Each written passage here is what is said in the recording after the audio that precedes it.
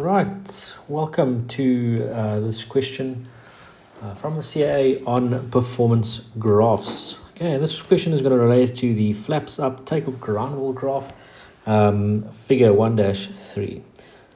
Right, first of all, the correct answer given by the CAA and that the CAA wants in the exam is 1,450 feet. Now, for the life of me, I cannot figure out how they could possibly get that. I tried my best. The closest answer I can get, being as correct as I can be, is 1,500 feet. All right. We all make errors, and the CA makes errors as well, and we believe that the fact that they got 1,450 is just a slight error on their side.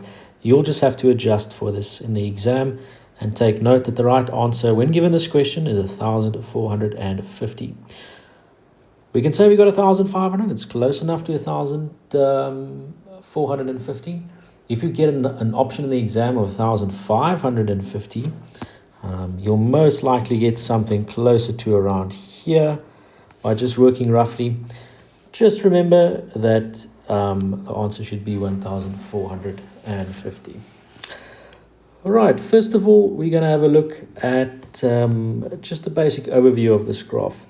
First up, we're going to have a look and see that this graph is called the flaps up takeoff ground roll, and it's used to determine the ground roll in feet. All right, just a quick recap on what is ground roll. Let's imagine we have a little runway here, and on the runway we have an aircraft ready to take off. The pilot applies power, rolls down the runway, and at a certain speed he applies back pressure on the control column at rotation speed and lifts off. That distance along the runway is called your ground roll. Okay, some parameters on the graph that we need to take into consideration that affects the ground roll is outside air temperature. All right, we know the hotter the air is, the less dense the air is, and the longer the takeoff ground roll will be. We've also got weight. A heavier aircraft will have a much longer ground roll than a light aircraft. You can imagine a 747, for example, will roll down maybe a few kilometers down the runway, a few thousand meters before coming airborne, compared to a Cessna 172, for example. All right, and then we also have wind. Okay, we know that a headwind will shorten the ground roll and a tailwind will increase it. Right, the question starts by giving us some parameters: outside air temperature of 20 degrees Celsius, pressure altitude of 5,000 feet, and a weight of 2,400 pounds.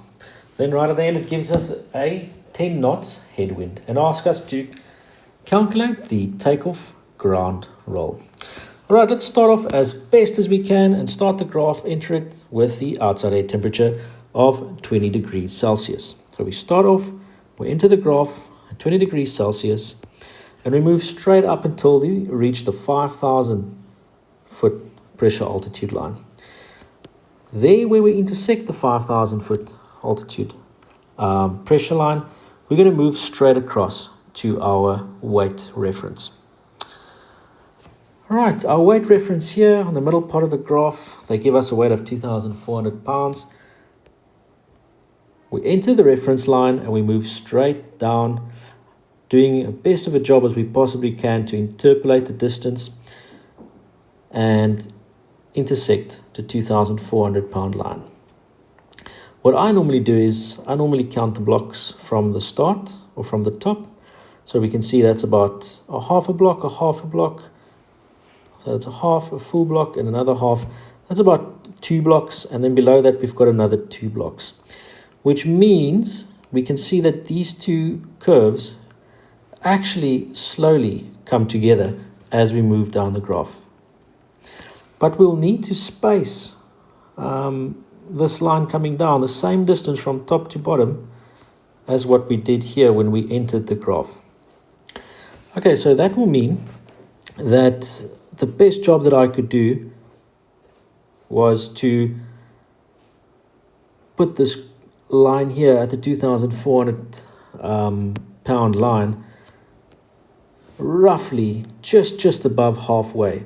Since we entered the reference line just above halfway around there, I'm going to put it just above halfway there and connect those two lines with a bit of a dotted line. I'm going to then move straight across to our wind reference line, And then we're going to intersect or enter the wind reference. Now you can see we've got a tailwind moving up and we've got a headwind moving down. A tailwind will increase the ground roll. As you can see, will move up, which means we'll move up with the ground roll, and a headwind will decrease the ground roll, okay, which means we'll move down in feet.